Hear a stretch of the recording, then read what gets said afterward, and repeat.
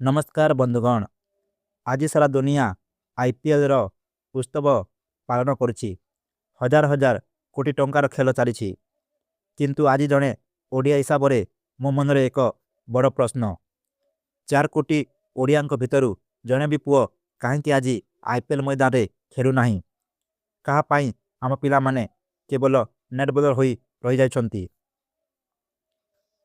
शुभ्रांशु सेनापति भली खिलाड़ी चेन्नई सुपर किंग को थाई मध्य तांको खेलिबा को सुजोग मिलरानी। ओडिशा रे भल क्रिकेट एकाडेमी नाही किंबा आईपीएल स्काउट मानक नजर कहीं पड़ुनी।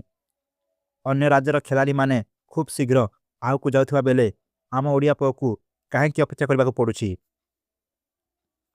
आमे विराट कोहली एवं धोनी को पाई राति राति अनिद्रा होई वीडियो देखुछु, चेयर करुछु।